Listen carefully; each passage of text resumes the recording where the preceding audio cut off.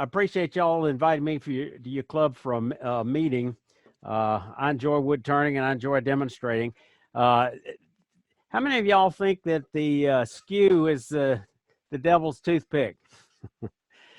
This kind of reminds me that scene in Crocodile Dundee in New York, where you might remember the street thugs were about to try to take his wallet, and he says, and the guy says, "I've got a knife," and Crocodile Dundee pulls out that and says, "That's not a knife. This is a knife." So I want a couple of y'all, William, if you'd leave yourself on unmuted, because I tell you what, it's just real disconcerting if you tell a joke and you don't hear anything. Oh, I don't laugh at other people's jokes. Oh, well, too bad. All right, I'm going to cover some basics as we go through this. Okay. We're going to start with turning a block construction pine. What I like to do is mark it like this sometimes. This is a fast, easy way to get you started with a square. It gives you a smaller target to shoot at. But generally, what I encourage people to do is just get in a habit and start working at just imagining that imaginary line from corner to corner and meeting in the middle. And if the more you practice, the better off you're going to get at that. Center finders are good, and I use that when I'm using that uranium enriched wood that costs a lot of money, but generally a 1/16 of an inch here or there is really not going to make any difference. So I want to start off by talking just a little bit about live centers, or drive centers rather. Most of y'all probably have one that came with your lathe that looks like this, had 4 prongs to it, and that's okay for some things. It's to some extent it's kind of old school. It's the kind of thing you'd typically use making balusters. Doesn't lend itself as well to doing what we do. Bowls you do better off with 2-spur drive center. What I like to use are the step centers that's got the little teeth in it, and they're spring loaded. And it doesn't damage the wood. It holds it fairly well, but it also acts a little bit like what they call a safety center, which is more of something like this. This is a Craftsman. I picked up this off eBay, and then I wound up just cutting a few notches in it, loaded. But if you bad catch, won't just. If you're using a 4-prong drive like this, normally you have to cut four marks across it with a bandsaw, and if you get a bad catch, you're just really going to rip that thing loose. There's a couple of different versions of this. They come in different sizes, but basically I'm talking about quality. You can get one from Woodcraft or Craft Supply, Wood River, Amazon for about $20, and it's also spring loaded. If you're a weekend warrior and you're only going to turn a half a dozen projects a year, that may be fine. I'm here to tell you, after having used one of these for a long time and having lost the point and having a lot of experience with them at my club where we've got a bunch of mini lathes, I can tell you that quality does make a difference in the long haul. And the Sorby costs over 3 times as much, but it will last you a lifetime, where this other one, sooner or later, it's going to be toast. So we're going to stick that thing in. We're going to mount this block.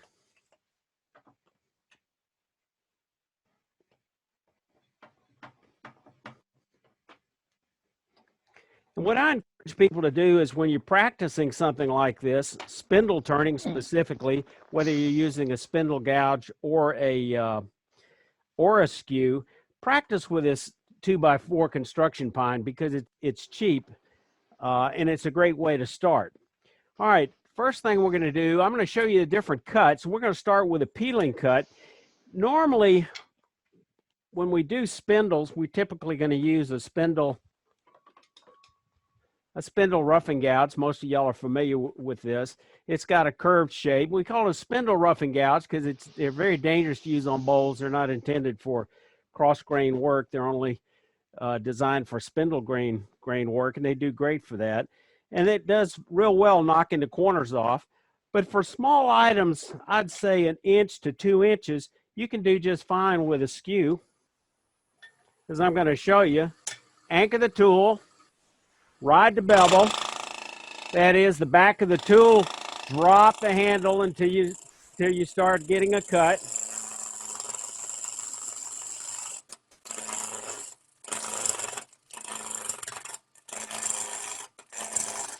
And you can go pretty rapidly with this. And that's what I'm talking about, that safety drive, the advantage of it spinning and not destroying the piece. And then when you get the corners knocked off, you can start doing a little more of a peeling cut. I'm just going to really rough it out right here. Doesn't get you the finest surface, but it removes a lot of wood pretty quick. And you can see we're getting a little tear out, and that's okay. Because now we're going to raise the tool rest a little bit. We're going to move it in a little bit. And you're going to cut, generally speaking, when you're doing the planing cut, which just gives you a really great surface, you've got a 9 o'clock position. You've got a 12 o'clock position. And then we want to be planing somewhere along the 10 o'clock position, somewhere in here. And that's why generally when you're doing the planing cut, you're going to raise your tool rest just a little bit. Instead of having you cut on center, you're going to cut a little bit higher. So we're going to anchor this. For what I'm doing, I'm going to anchor this on my hip. And I'm going to cut in the lower 1/3 to 1/4 inch. Or rather the lower 1/3 to 1/4 of the skew. It doesn't make any difference what kind of skew you've got, what shape skew. We can go over here to a cheap Harbor Freight 1-inch skew. Same thing, cutting the lower 1/3.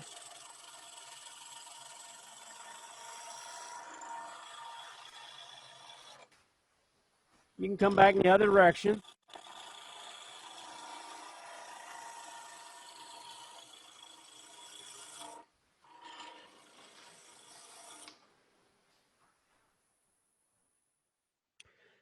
Now,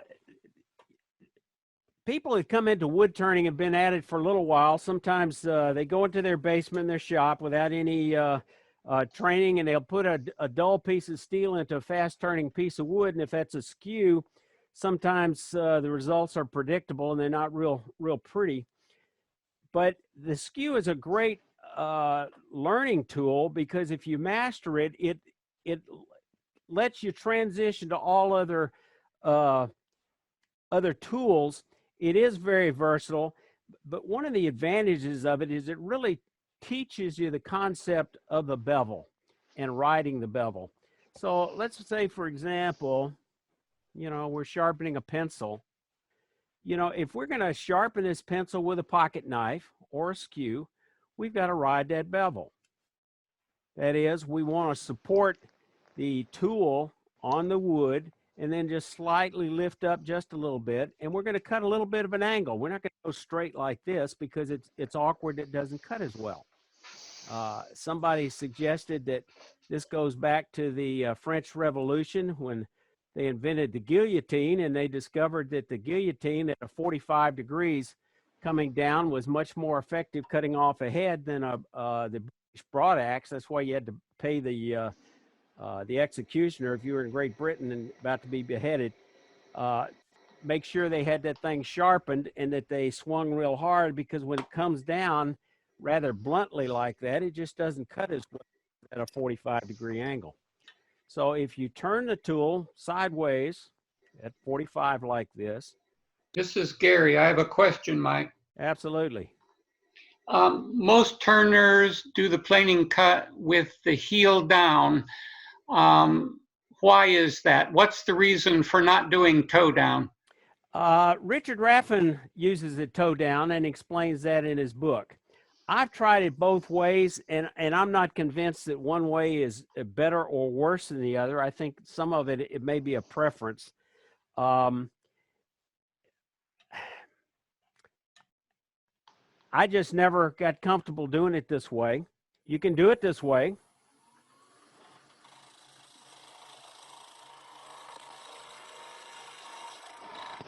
You're still cutting at the same angle, you're in a slanted angle, and you're still going to cut in the lower 1/3, and you're going to get the same results.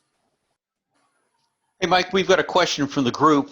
What's the height of the tool rest for the planing cut? Again, high enough. When people ask that question, how high is the tool rest, the question is, where should you be cutting?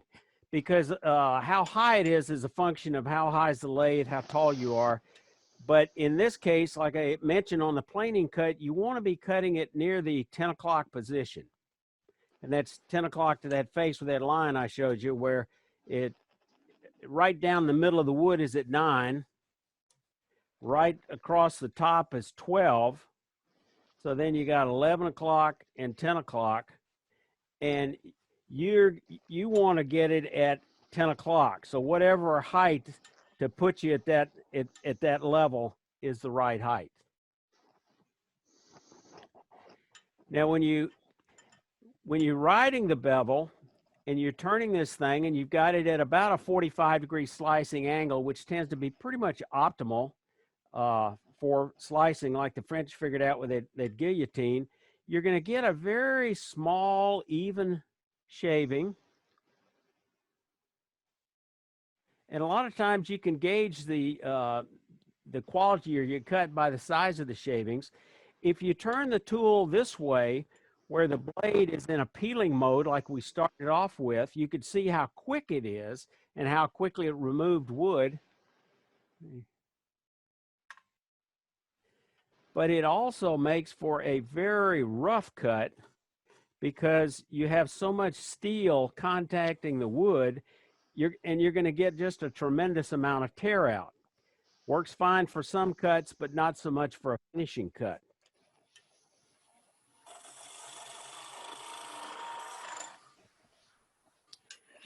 Now, one of the things I advocate when you getting into a starting mode and you're learning how to do this, plan on going through at least one 2x4. Rip it into 1.5-inch squares, about 10 inches long.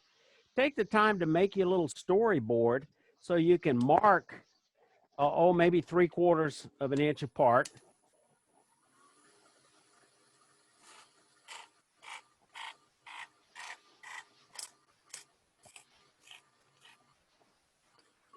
And it makes no difference whether you're practicing the skew and you're going to turn a series of beads like this and practicing those beads, or whether you're doing a spindle roughing gouge and you're doing the same process and you're turning beads with it. I'm sorry, not a spindle roughing gouge, but with spindle gouge, and you're turning beads. And also then after you finish, you take off every other bead and you practice turning a cove, and you make a bead and cove stick, and then you number it and throw it in a box, and do these, depending on how often you're turning, once a night, once a week, whatever you can get to it, but date them and throw them in a box. And you're just going to be surprised after a while when you start comparing the earlier ones with the later ones, how different, what an improvement you see in the quality of cut, what an improvement you're going to see in the quality of the bead, and also the speed and how comfortable you'll feel using whatever tool you're using. But I think for a skew, it's especially important that you do a lot of practice. And I think of the skew sometimes as a lion tamer going into the cage with the lion. You want to be real careful of what you're doing all the time and never turn your back on him, because you got the lion by the tail. And if you don't turn loose, if you're not careful, he's going to wind up biting you. And that happens every now and then. If you come up here and you're cutting in the lower third and you drop it, you're going to get something like this, which we might call a catch, because you've got this leverage here. This is your fulcrum. Here's your tool, and I think I can probably show this a little better if I got this big one. If you get out, when you're cutting with the lower third, it's nice and safe because you're pretty close to that fulcrum. You start getting further out here on the edge, and you don't have any tool support, and it's going to come slamming down. And I think most of y'all probably experienced that, if not with this tool, some other, because of the cutting edge on the wood is too far away from its support. So any questions on those two cuts? The peeling cut and the planing cut. The next one, and one of the things I want to cover tonight is, you know, the Skew is not the end all and the be all. It is a very, very versatile tool. And I think if you're a furniture turner and you're turning furniture parts, whether it's, you know, a table leg or if you're making stools,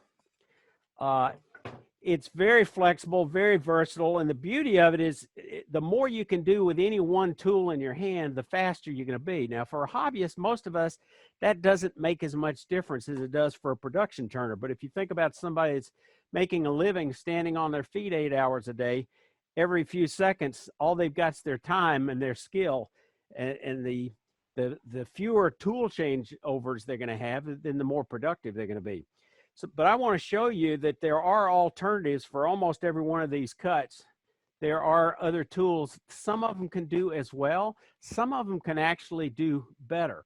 But the next third cut I want to show you is the V cut, and that's where you're going to use the toe of the skew or the long point. This is the heel or the short point. This is the toe or the long point, and then of course this area right here is the bevel. Although depending on your cut, when you're cutting in the lower third, the supporting bevel is just that little part right here. And on some cuts, it may not be much more than 1/16 of an inch. But we're going to use the long point for a V cut. Question, Hey, Mike, Yes. Mike, can we talk about grinds and the fact you've got a curved grind on there? Yeah, and now's a good time to do that. I meant to cover that, thank you, while we're still dealing with planing cut. All of y'all, if you go back to your days of high school geometry, we learned that the shortest distance, what is the shortest distance between 2 points? Anybody? Been a long time since we had high school geometry, right? They're all muted. So Okay. a straight line. It's a straight line, exactly. So I talked about we want to cut in the lower 1/3 or the lower 1/4. Well, if you have a curve, then you have a longer line. So to that extent, you're going to have even a larger sweet spot. And I think that's the biggest difference in the curve. But let me show you the three different shapes. Okay. So your basic skew, kind you get from Harbor Freight, for example, not to demean anybody else that makes the same style, because they've been using this style for hundreds of years. That's the basic skew, and that angle, this angle right here could be, you know, almost anything, but typically it's going to be 15 to 20 degrees. Skewed 15 to 20 degrees. The other type is a curved skew.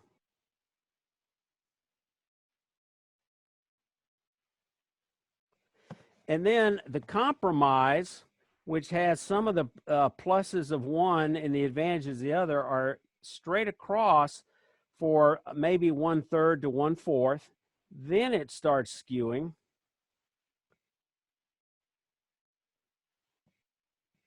And that's basically the shape of this large Allen laser skew that I've got right here. This is a 1 3/8 inch, which frankly is too big for most anything I do, because I don't make a lot of furniture parts. If I was turning big spindles or balusters, this would be a wonderful tool. And it is a wonderful tool, very well made. It's got a rounded edge, which I really like. It's got the edge arrest here, so it won't cut you. And it comes straight flat across, so you can do a peeling cut like this with that short edge. Let me get another one out. One I can get a little closer to my tailstock, but it's it's cut the same way. You can use that short point there to take that peeling cut, and you're going straight on, which gives you maximum support, and it's easy to hold on to. If you tried to do that same cut with one that was skewed like this, you've got to hold it out to your side, and the pressure is such that it's just a little more difficult to handle for a peeling cut. So I really like the shape of this one. That said, one of my favorite skews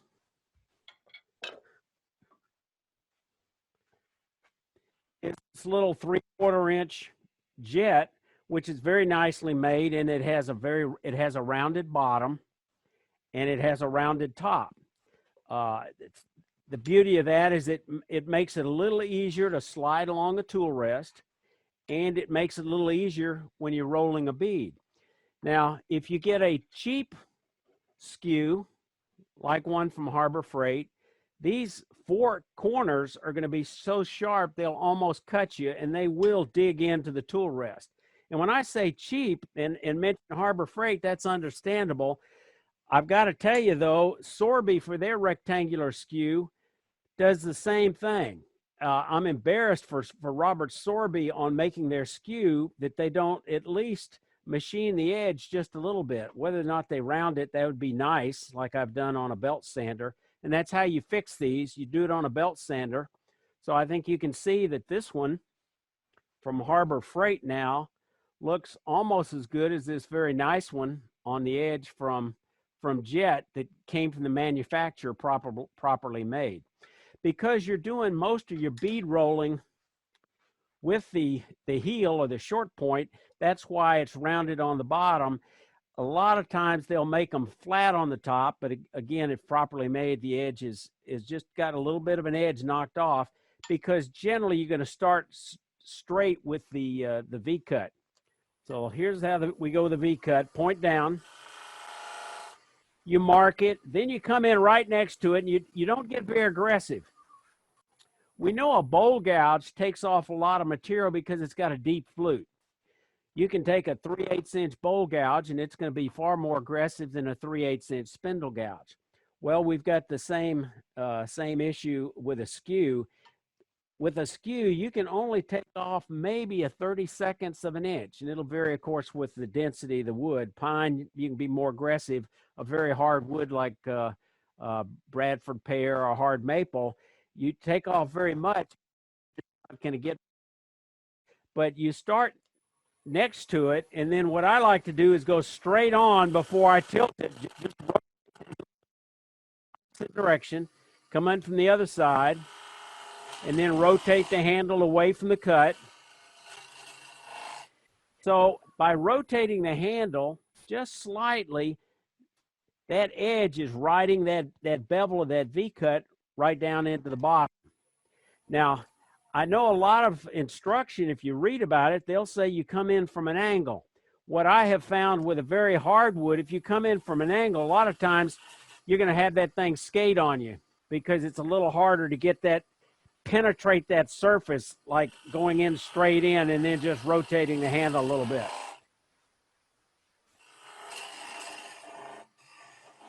Now, the tool that competes with this in doing the V-cut would be the detail spindle gouge. So here's two Doug Thompson tools, both spindle gouges. One's a 3/8 inch regular spindle gouge, and it's milled at about 40%. That's how much steel is removed from the flute. The detail gouge, on the other hand, only has about 20% milled. What that means is you can never grind one and make it look like the other because of that milling. Just like you can't take a bowl gouge and make it and shape it like a spindle gouge, and you can't make a spindle gouge and grind it and turn it into a bowl gouge, because there's certain characteristics because of the milling on how that edge is going to look.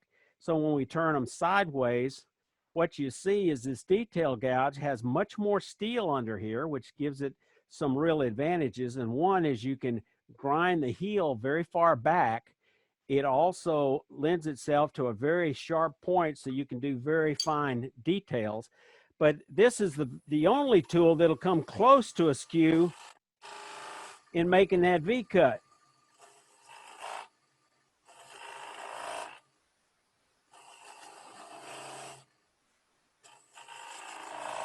The problem is when you get very deep, here's the challenge. You come down here, when you get to the bottom, if you're not careful, then you're going to hit the other side. Let me see if I.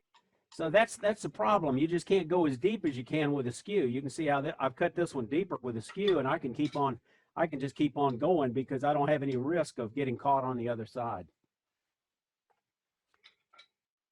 Any questions on the V-cut? Yes, Mike, please make a nice spiral for us. Again? Let me see if I can do that. I try. Sometimes it's hard to do that. So if you come down here, actually, if you lift it up like that, you'll get a skate back. Now I'm talking about in a V-cut if you don't leave quite enough. Oh, yes, yes. Let me just. And that happens to me sometimes. And that's that time when you have that tiger by the tail, and you got to pay attention all the time because it'll bite you. It's when you're coming down, and if you're not careful and you're getting kind of deep, and you start twisting it over a little bit, and coming in the wrong way, or mostly I find it's when you're losing the bevel support. And this is the cut where, again, the bevel support is only a little more than 1/16 of an inch on that toe. And there's not a lot of support there. And what I find, it tends to happen where somewhere along the line, either you're not paying attention or your cut is not just right and you back up. You can't ever back up on doing a rolling bead or a V-cut with a skew, because if you do, that's when you inevitably lose that support. So let me see if I can make that happen.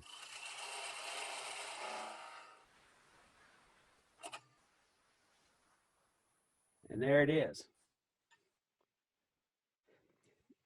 The thing about the skew is, although these things are startling when you get a catch or a skate back, because you've got the wood centered between the dry center and the live center, the wood is just not going to come off. It's very safe. You don't have to worry about the wood smacking you in the face like a bowl getting ripped off a chuck with a catch with a bowl gouge when you're just learning. So even though it's startling, it's really relatively safe. And a lot of times you can recover on your piece from those things. So the next cut is the bead.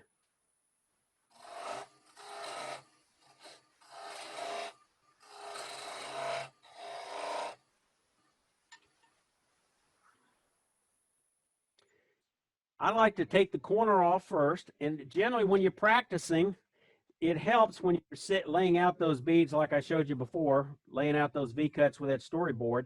It also helps if you'll mark the center of that bead by eye. You don't need to bother to measure it, just because you can see whether it's centered or not. It makes it a lot easier for you to evaluate the quality of that bead on whether you're going left or right. So you're going to catch, normally, you can cut a bead with either the short point or the long point, and a lot of it makes a difference on how big the bead is. A rolling bead, I like to use the heel because I find that fairly easy and I can see what I'm doing. If it's a very, as you get deeper into it, sometimes I find it easier to use the long point because the long point sticks out and you can see it better. When you're cutting with the heel, sometimes your view, as you start bringing it around, gets obscured by the long point because it's sticking out in front. So some of that is just a matter of preference and what you get used to.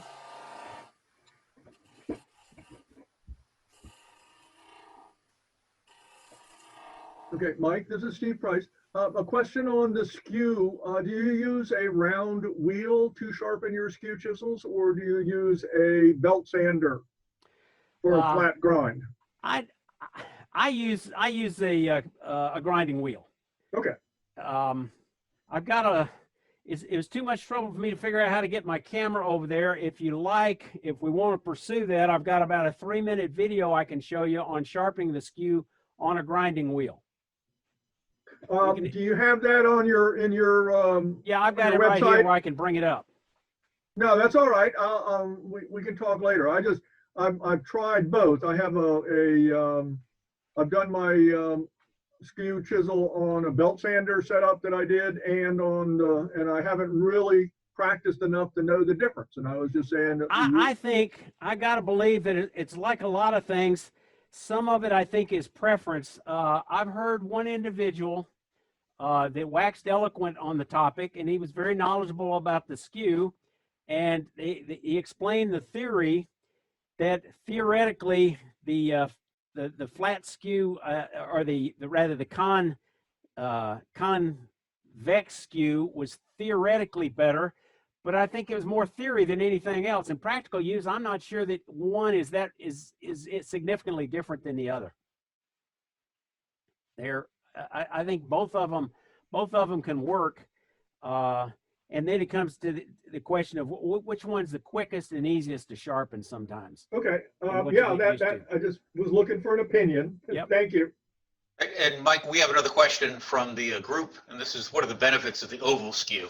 And I think the oval skew refers to the shape of Yeah. the steel, right? I see none personally.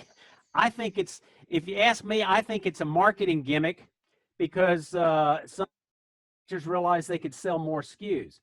Now, that said, clearly, if it's a function of what kind of work you do.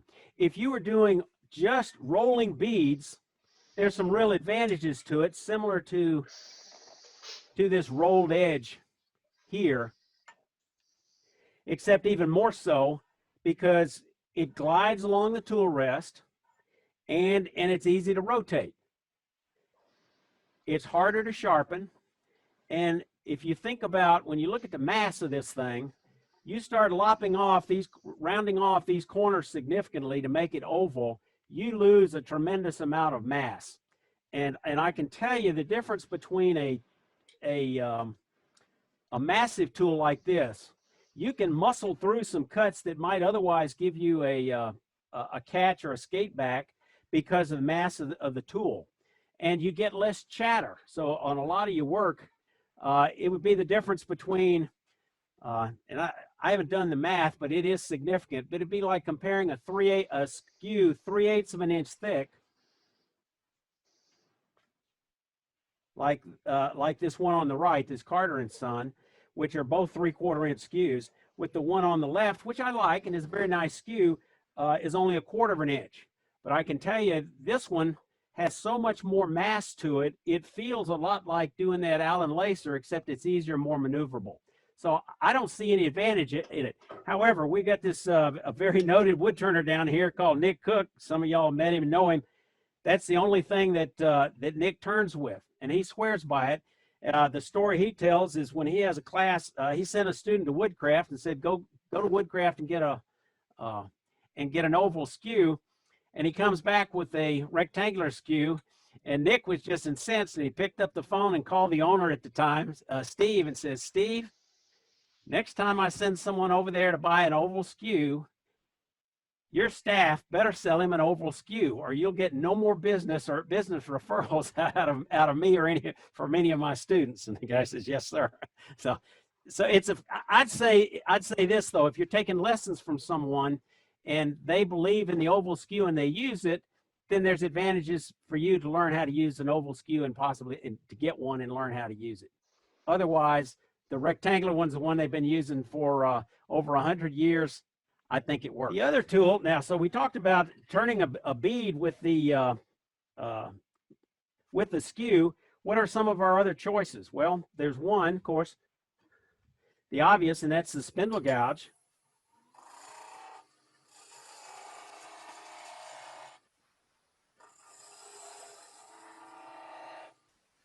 Mike, can you go back to full screen?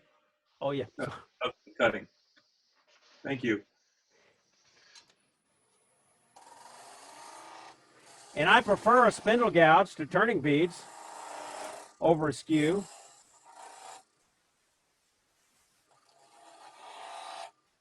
Because I find it easier and less stressful. But the other tool that works very well is this beading and parting tool. Now they come in different sizes. Some of them are wider than they are thick. This one is 8 millimeter, and let me show you. This is a shop-made tool. You can buy these bars of steel. This makes a great club workshop. You can buy these bars of steel for about $3 from Amazon. Sometimes they come in lots of 4 or lots of 10. They're using the metal industry, so even if they're made in India or China, they're going to be pretty good because they're made for the metal industry as cutting tools compared to, say, a cheap Harbor Freight spindle gouge that hasn't been heat treated properly. Chances are this is going to be okay. They're very easy to make. You just knock off the edges so you can drill a hole and knock it in the handle. And you're going to cut it very similar to a skew. Might be 50 degrees, might be 40 degrees. I don't think we really talked about that yet, but we will. But this, you can make V-cuts with it. It has the characteristics of a skew because, in effect, it's got those 2 edges. What I like about it, the versatility to me, is it makes a tremendous parting tool for making tenons, especially for for almost anything, because I don't usually make tenons 8 millimeter long. Usually they're smaller than that, but they might be a little bit longer than 1/4 of an inch, and they're certainly going to be longer than 1/8 of an inch. And if you get somebody, I see it, people showing up at a workshop and they've got all kinds of tools, and sometimes they'll start off with a 1/8 inch parting tool. Let me see if I can find one. You get an 1/8 inch parting tool and you have to make multiple passes to get that tenon. And for a beginner, sometimes that's a little bit of an effort because then they have to join those different cuts to smooth it out. And when you're just starting out, it's one more hurdle. 1/4 of an inch generally does pretty well, but this thing can do everything for any kind of tenon in one pass. You can make a short tenon or you can make a long tenon. And they're so cheap. Like I say, you can buy this stuff for about $3 a bar. It doesn't do so well for planing cut because, again, in the lower third, there's not a lot there. But smaller stock, you could make it work. It just wouldn't be optimal for that. For beading, the beauty of it is it makes it very easy to roll a bead.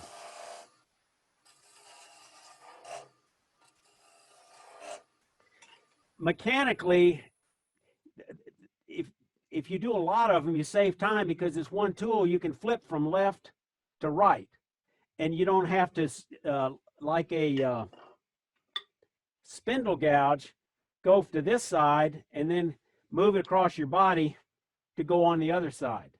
So it is a little bit faster if you were doing a lot of beads. So I find that to be a very handy tool, and I carry that with me all the time for tenons, that beading and parting tool. If you buy them commercially, they're usually 3/8 of an inch. This 8 millimeter is just a hair smaller, but not enough to be significant. Let's go back to sharpening a little bit. We didn't really talk about angles. The angle that lost my ink pen. That's okay. The angle, generally speaking, is somewhere around 35 to 45 degrees included angle. And by included angle, I'm talking about the total angle. That's a 40 degree angle right there. That's about what we're looking at. If you're dealing with very dense hardwood, you might go up to 50 degrees. If you're dealing with pine all day long, you might go down to 35 degrees, but 40 degrees is a nice sweet spot, and that's generally what most of my skews are shaped at, and I think that's a good cut. Now, the other way to measure it, and these are great. They're only about $8 or $9. You can get them at big box store. You can get them on Amazon, and it makes it real nice to check your tools sometimes to get a feel for what angle you've got and when maybe you want to change if they're getting too much in one direction or another. The other technique is if you measure this. Let me grab a set of calipers here. Real helpful. If you measure the distance of the width of that bevel, and make it 1.5 times the bar stock, that'll put you right at 40 degrees. I believe if you do the math on it, it might actually be closer to 42 degrees, but that's close enough for church work. So 40 degrees, or just get this bevel 1.5 times the thickness. All right, let's try something a little different. We're going to talk about another cut.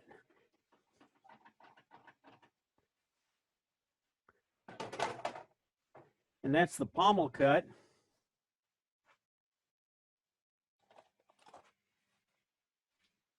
Again, we're just going to eyeball this. If we're off a little bit, it won't matter. It'll be round when we finish. So we're going to put this between centers. Now, this is not perfectly milled lumber that you'd be using for furniture, like a table leg, but I think we can probably get close enough for what we're doing for the teaching point. We're going to switch to a smaller tool rest so I can get in there a little closer.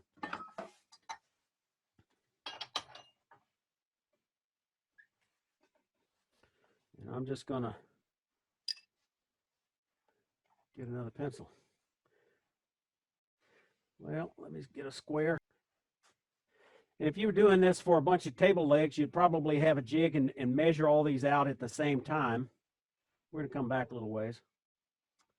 You're going to have that square, and you're just going to extend that straight line all the way around it.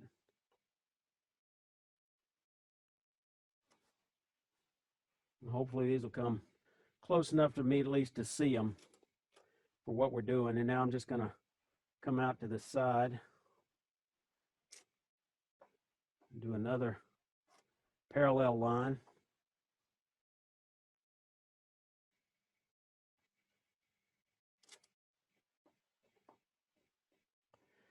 And if you're only going to make Christmas tree ornaments, this is probably not going to be real useful to you. But if you ever get into any kind of furniture work where you're doing table legs, it is important. And this is what I'm talking about, the pommel. The pommel is that cut where you're going from a square to a round. And you want to do that because normally you're going to have an apron fastened to your table to go around, so you need a square area. Or it might be that you're doing balusters, and that's just the design, and it's got some square component on it. And so you go from square to round, and normally it goes into a little flat area here called a fillet before it goes into another feature, typically a bead.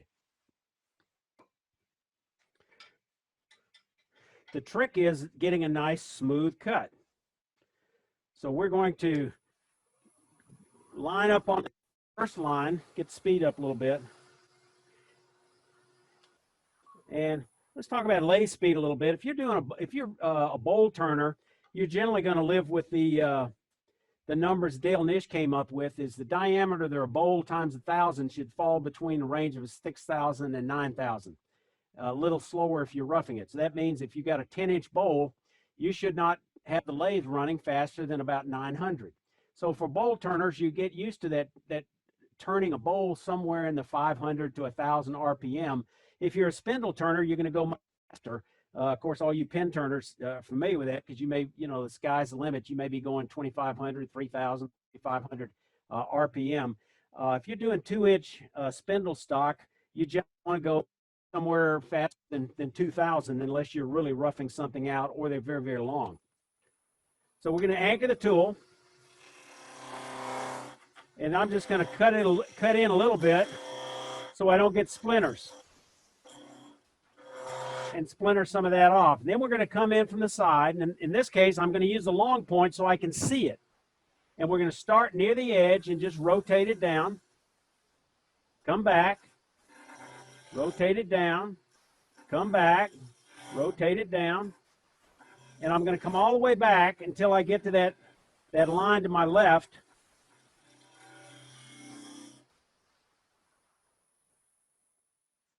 And you can see we're getting a very clean cut without any tear out.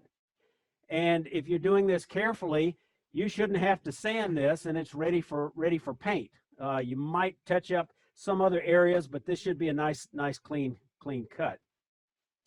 Then you're going to come in this case, maybe the peeling cut.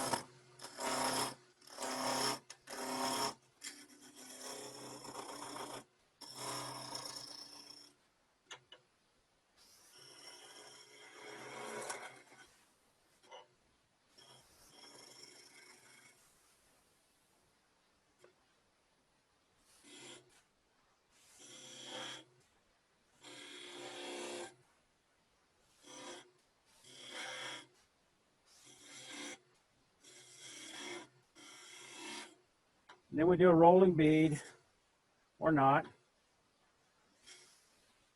Again, another reason why I don't like to do beads with a skew. Just safer, and I say safer, it is less anxiety producing when you use a spindle gouge to do those beads. So we'll clean that up.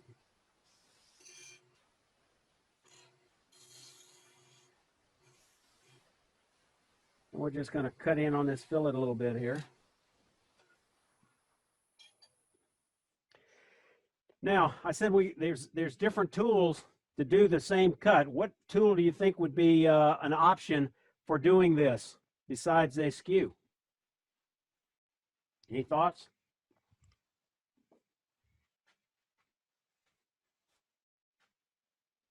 How about a bowl gouge? No problem. I'm going to come back just a little further.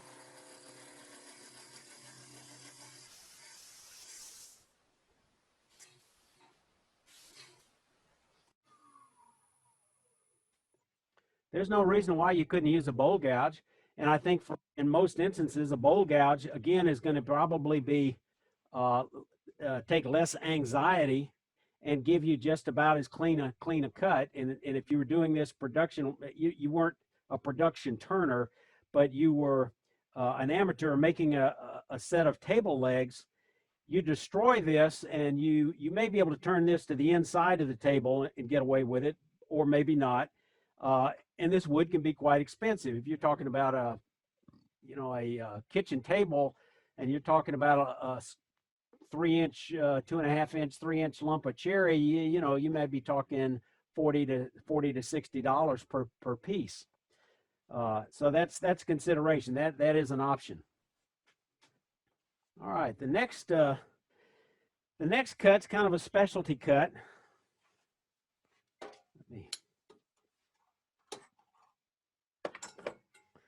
Let me use a chuck for this one.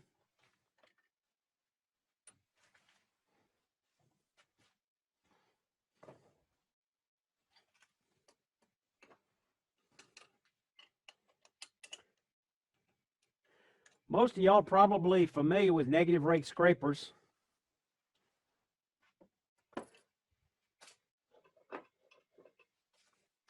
Negative rake scraper generally is again, a little bit like a skew. It's got two angles on it, but neither one of them are perfectly flat like we're used to in a traditional scraper. They come together at a slight bevel, and there's some real advantages of negative rake scrapers. Well, the skew is a negative rake scraper. And if you look at the catalog for, this is made by Hamlet. If you look at a craft supply catalog and you look at this skew and you look at the specifications, and then you look at Glenn Lucas's negative rake scraper, you're going to find about the only difference is the grind.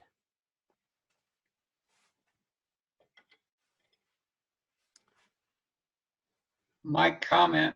Yep. Rudy Lopez uses Doug Thompson's skew to sharpen down the side and make a negative rake bowl scraper out of it. Yes. No reason why. And Doug Thompson tool steel makes for a very, a very tough very tough scraper in that you'll keep the burr longer. I just haven't been able to justify it. Every time I go to a symposium, I look at Doug Thompson's tools and I keep thinking about getting an expensive negative rake scraper.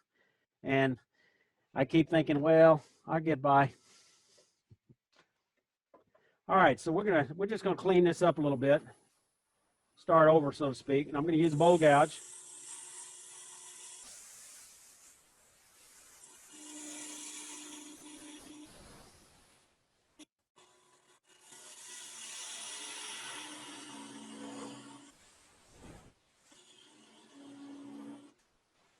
Okay, the next cut we're gonna talk about is a facing cut, and you do that on a lot of small spindle projects, like Christmas tree ornaments, perhaps. And although this one's a little bit large, let me knock off these. Let me knock off his corner edges on this thing. Kind of get it round. I always like to spin this thing before I turn it on.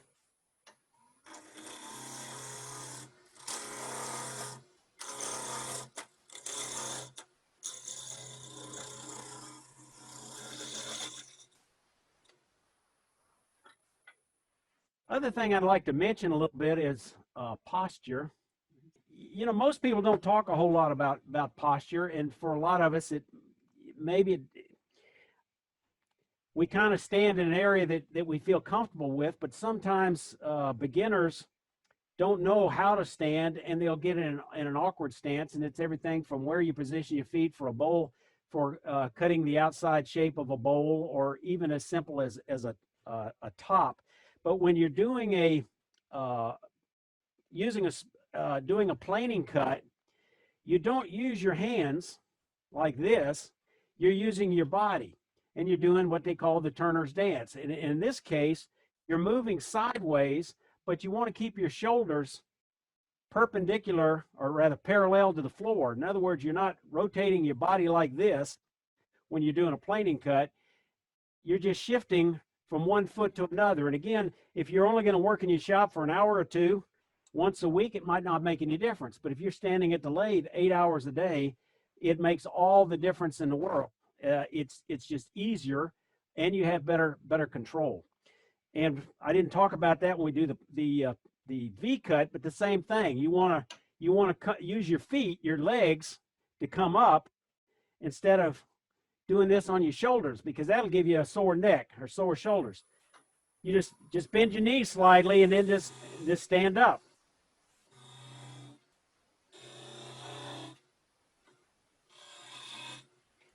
And those are the things that if you're at the lathe a long time, it can just make it more comfortable and pleasurable, and it's something to think about. If you're having aches and pains at the lathe of particular muscles, you might want to reevaluate what it is you're doing. But a lot of times, most of these folks that teach wood turning don't really talk too much about posture.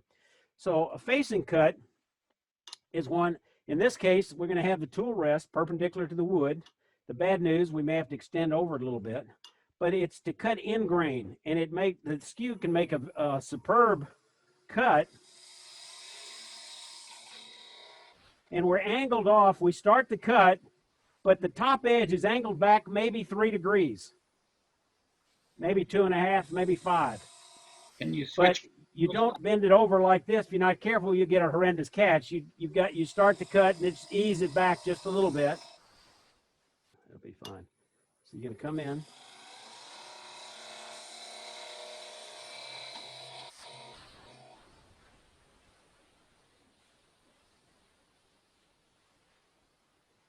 Again, this will give you a flawless finish.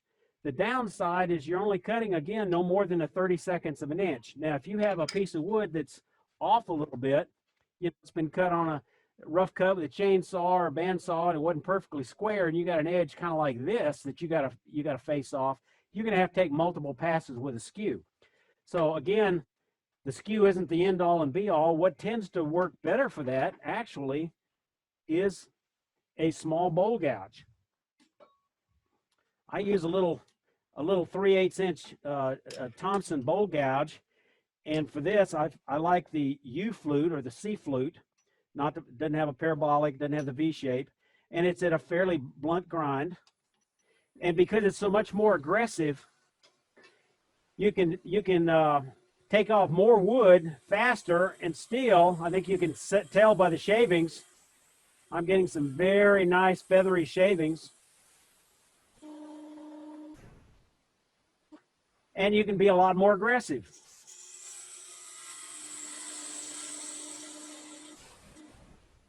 In squaring up an uneven piece of wood. And because of the bowl gouge, it's slicing the tip and peeling with the wing, you're doing two things at one time, and it just gives you a really nice surface. Now we're going to go back to the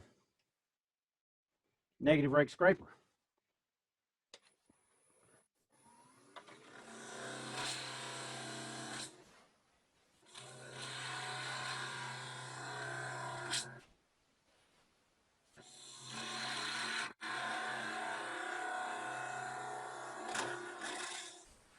Now I'm trying to use a skew for almost everything here, but in point of fact, I wouldn't use a skew for that. Let's assume this is a box top of end grain. If it's a box top, I would be using probably a 3/8 inch spindle gouge. And I brace it with my little finger. And maybe I want a nice OG shape. And I've almost got the OG shape I want. But as I change transitions, I've got just a little bit of a tool mark there. And sometimes those tool marks are a challenge to get rid of on end grain before you sand. And sanding can be a real bear. But if you use a negative rake scraper, or in this case, your skew, and I would use a curved skew, you can get rid of that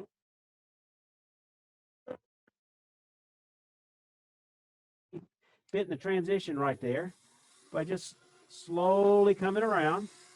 I've got this parallel. We know if we're using a conventional scraper, we have to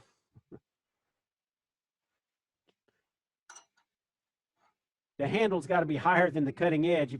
If not, you could have the potential for getting a tremendous catch.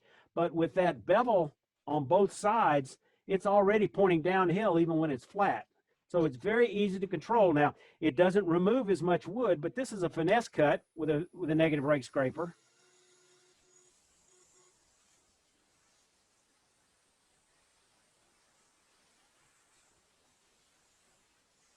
And we can just get as smooth a finish as possible.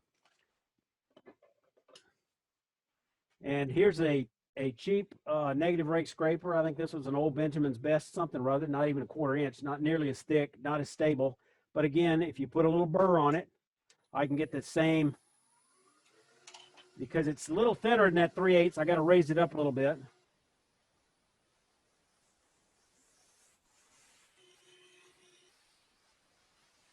Again, you can get those very fine finesse shavings and really get the top of that box exactly the way you want it. I would not, going back to that comment about Rudy Lopez, I think that went over my head. I would be very leery about, I hope he wasn't doing that inside a bowl. Yes, he uses, just like Stuart Batty, his last cut on the inside of a bowl is a very long side ground around all the way around the corner, negative rake scraper. Okay.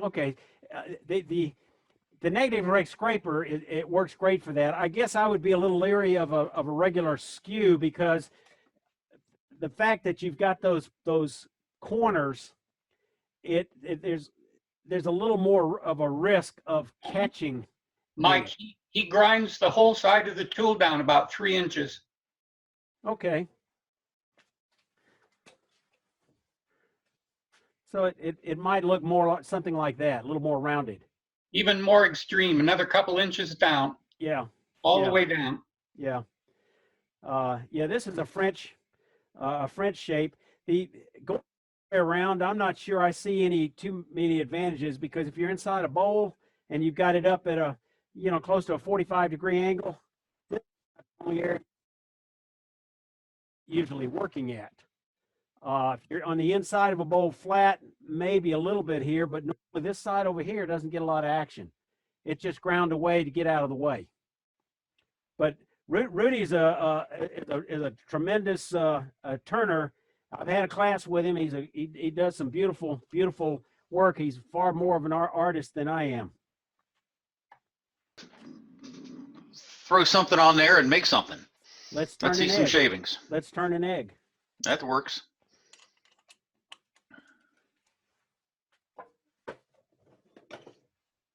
Or a Christmas tree. We're gonna make a Christmas tree.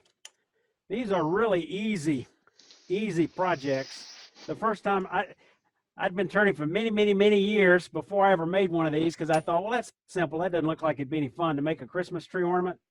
And then I finally thought, okay, well, I'll make a video of a Christmas tree ornament. And I showed it to my mother-in-law, and she just goes, "Oh, that's just that's just beautiful." And I show it to my wife, who doesn't care for wood turning that much. Maybe could turn her Woodturner's widow, but she said, "Oh, this is beautiful. People would buy those."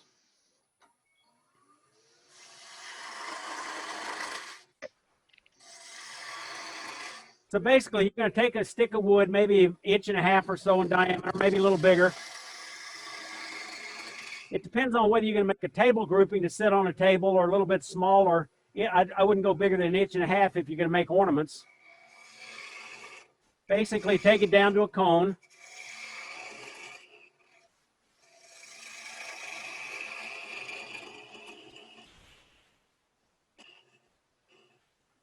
And we're going to, you can turn lots of different features. I have a handout on this particular project on my website. And I've got some videos out there. It's like turning 5 different shape of Christmas tree ornaments. And literally, I mean Christmas tree. What I find there's lots of different shapes. Busted point. I find it better to mark this thing with pencil before I just go in there and start turning. When I've gone in there turning, I just don't ever seem to get the branches lined up. And I like to graduate the distance gradually from smaller to larger. And then this will be the tree.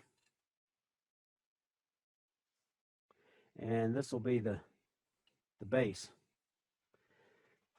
So to kind of remind me of what I'm doing sometimes, when I mark it with pencil, sometimes I like to mark the diameter just briefly so I know what that line is and I can't accidentally hit the pencil line and make it go away. So we're going to line this up parallel with this cone. And we're going to start with a little V-cut.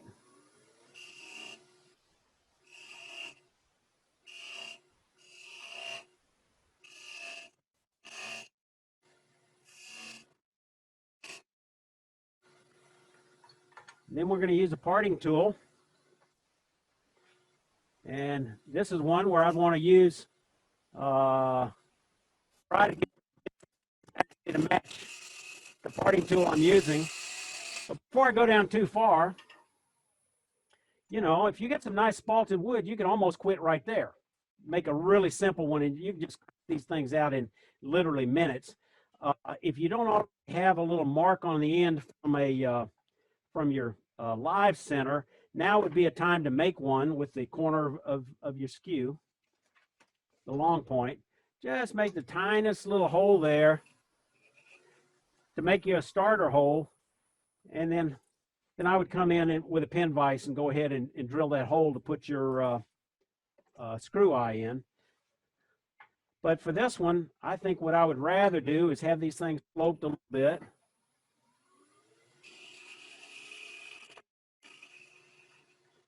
And then come in behind this next one.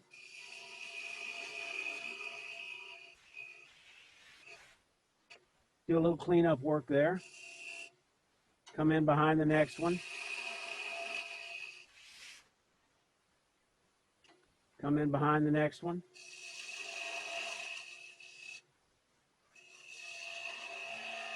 Then you can decide if on that V-cut you want to square it up or slightly undercut it.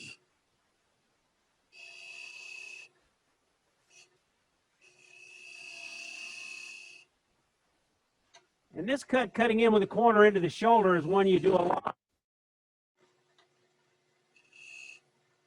Then we're going to come under this one.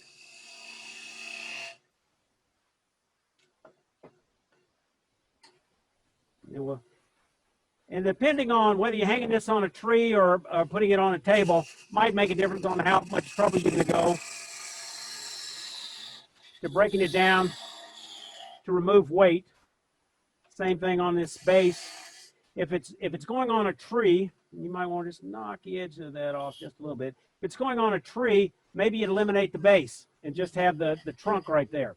But if you're going to set it on a table, you probably want some kind of base. Actually, I don't think I squared this off, so I got to come down a little bit.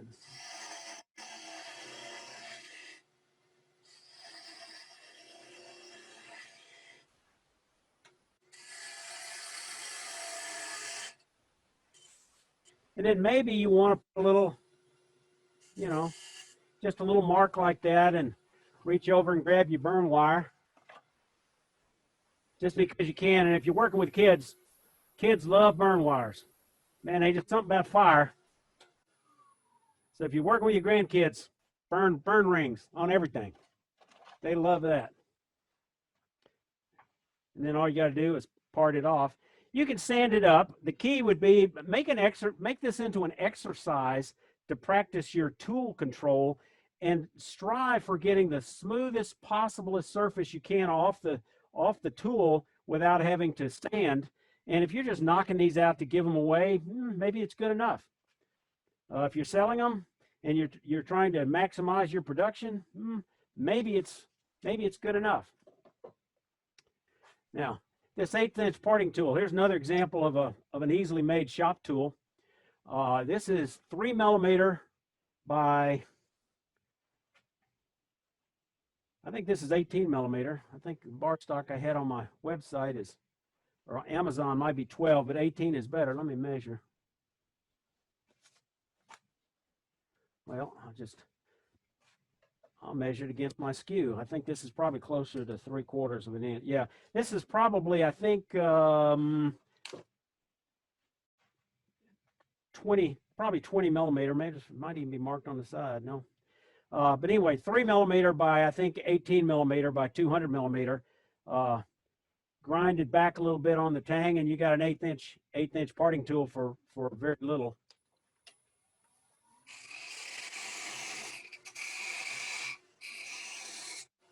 I don't like to part off it faster than about 1,000, so I slow it down. Undercut it just a little bit so it'll sit on a table and you don't have to sand it on your belt sander. And then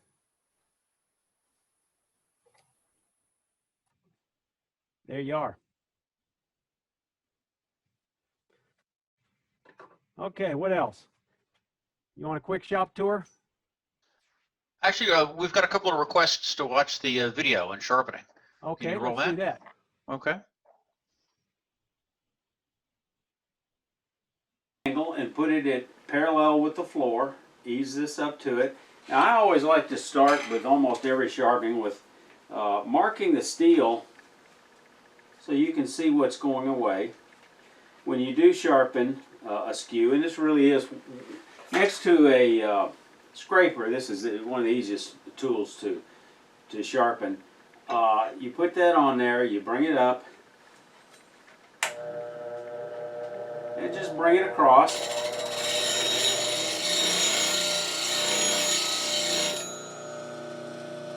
A little bit too much on one side, so I'm going to raise.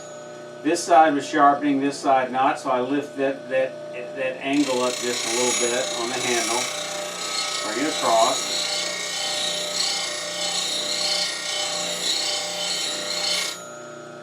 And now I'm getting a very nice angle there, nice bevel. It's important that you do it evenly on both sides, so you might want to alternate periodically because you want to make sure that cut goes right down the middle.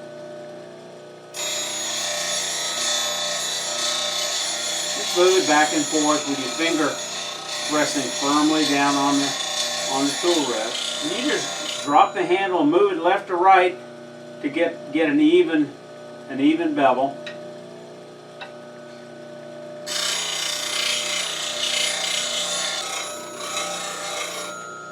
And now I've got a nice bevel all the way across. Now there's no real difference, very little difference in sharpening a radius to edge skew, except you're only going to come up and come across for the first top 1/3 or maybe 1/4. Then after that you're going to pivot it around. Let me show you. So first we're just going to get that top.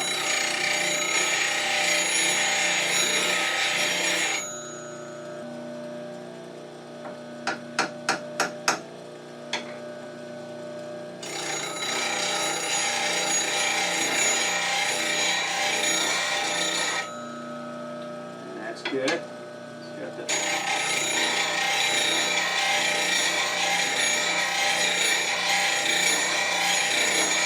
Now I just keep my thumb on it as it comes across.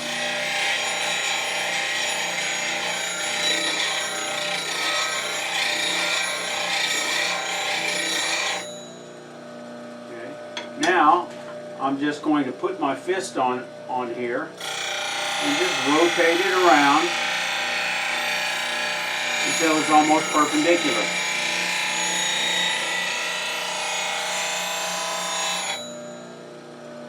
A little bit more. When you finish, you should have a grind that looks like this.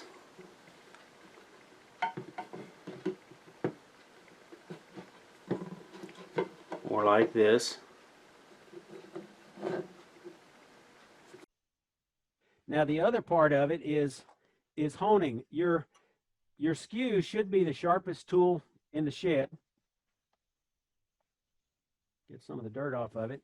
So you need to hone the edge, and you can hone it periodically quite a few times before you go back to the grinder. It's only when you pretty much lose the concaveness here that you got to go back to the grinder. You can either use a diamond hone, or in this case, it's a CBN hone. It's a teardrop. And I like to kind of hold this thing under my shoulder like this. Get a feel for it so it's touching the edge and the heel, and then just kind of circulate it around like that. You want to maintain contact on that bottom bevel because you don't want to lift it off, or you run the risk of rolling over that edge, and that's not a good thing. And it doesn't take but generally a few strokes to have it. Now besides both of these main bevels, you also want to sharpen that corner right there by having it flat. You all know, even if it's rounded on the bottom, you still want to sharpen it a little bit like that. And two other areas you want to pay attention to, and that's this area right here that can be real harsh. You can have almost a sharp edge there, and you want to relieve that on here and here and here and here by taking either some sandpaper on a block of wood, or again, use your hone, and just kind of soften it up a little bit, so when you're turning those rolling beads and you're rubbing that bevel, you're not scarring or burnishing the wood with those corners. We didn't talk about size of skews. To some extent, that's a personal preference. I told you the 1 3/8 inch is too big for me. The 1 inch is too big for me. The ones that I've gotten used to, that my go-to sizes are this little small-handled jet made in Sheffield, England. Very nice one. That's 3/4 inch, but again only 1/4 inch in thickness. And then the Carter and Son, that's more substantial because it's 3/8, but it's still 3. I find that I can do anything I want with this 3/4 inch without having to go to a 1 size. One thing I would say about this Carter and Son, after evaluating it, I think it's made out of round bar stock, and that gives it tremendous rigidity because of this bar down here instead of a flat tang. But because of that, that gives you this nice round edge. But I think if you're doing rolling beads, I believe I'm going to want to take this to a belt sander and round off this a little more. It's not sharp, but I believe I'd want to round it off just a little bit more. The other thing we really didn't talk about is your tool rest. You need to, unless you've got a robust or a Laguna with a hardened bar on it, you need to dress it before you use a skew. And the easiest way is just to get your mill file out. Got one here somewhere, yeah. Yeah, get your file out. Get rid of any scratches or dings that are caused by, again, those very, very sharp edges on cheap tools or poorly manufactured ones like the Sorby. And then after you knock the edges off, you know, grab whatever sandpaper you got handy, and then just kind of round it over, smooth it up a little bit. And then I always keep a piece of wax. That'll help fill in any minor gap. Then you ought to be good to go. And then you should not have any of the slow scratching as you're doing any planing cuts or rolling beads. What other questions you got? Well, we had one about the diamond hone, then you picked it up, so that was pretty good. Yeah, Alan Lacer sells a very nice one, very expensive one. I got mine from Ken Rizza at Woodturners Wonders. Makes some good products, very reasonable price. And this has got a nice teardrop, so you can stroke the inside of your gouges with it as well. CBN and diamond, pretty close to similar on hones, not so much on wheels. You don't want to buy a diamond wheel, but there's something about, I don't understand the physics, but there's something about the diamond and the matrix that causes some kind of reaction, and it greatly limits the life of a diamond wheel. Okay. Well, you want to do a quick shop tour? Actually, if anybody has any questions as we're walking around, jump in. Unmute first, please. All right, so here's the outside of my shop, kind of my band's chainsaw area, and then I walk in. I've got a walk-in basement. There's my finishing area, and my sander, a couple of cabinets I made, a router table, which I rarely use, chop saw I don't get a lot of use out of. Covered up, I've got a planer and a joiner, which don't get a lot of use. Got a Harbor Freight dust collector. It's minimally effective. My table saw or portable tool bench. That totes what I put all my camera equipment in for these videos. Wall camera. I've got a French cleat system that makes it really easy to adjust things. Drill press, 18-inch bandsaw, more stuff on the wall on French cleats. You can see that curtain. That rolling cabinet, I've got a wooden tool rest extension so I can, or tailstock extension, so I can bring out the tailstock and just push it away. Here's my wall storage for all my chucks and centers and stuff. This is a mini lathe I started with many years ago, Jet 1014. It's now a dedicated Beal Buff. My tool storage, my grinder. It's on an old wooden outfeed station someone gave me. I replaced a desk with this unit I made. Really like it. This is a Laguna stand I made last summer when I bought this little Laguna for teaching. Gives me more storage space. I like drawers, so drawers work out real well. I'm blessed to have a water in my basement. It's heated, cooled in the summer, heated in the winter, and I've got water down in my shop and a restroom around the corner, so I'm real fortunate. This is a sump pump area. Inside there, I got my clamps and hanging on the wall. I got some additional my lights and more wood, some of my flat wood, my green screen, which I dropped down, and behind it a curtain to kind of contain the chips.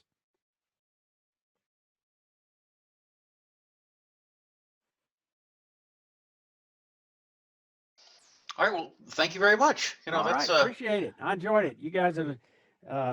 I feel like there's a lot of y'all probably done a better job on this class than I did, because I know y'all got a lot of experienced turners from seeing all your show and tell, and I recognize a bunch of names. Y'all Well, are real fortunate. Got a good. well, we're looking forward to more of these and bringing people in that normally wouldn't be traveling up to the DC area. So that's phenomenal. So thank you very much. All right. Thank you very much, Mike. Appreciate it. Enjoyed it. Up, everybody. Hey, Mike. Good to see you, Gary. hey. Hi, Jack. Well done, Mike. Hi, Jack. And in case you haven't looked at it, watch Mike's YouTube videos. They're very good. Yeah, absolutely. Good job, everybody. Thank you. It was great. Enjoyed it. Yeah. All right, Bob. Any last words? Yeah, make sure to fold up your chairs and take them.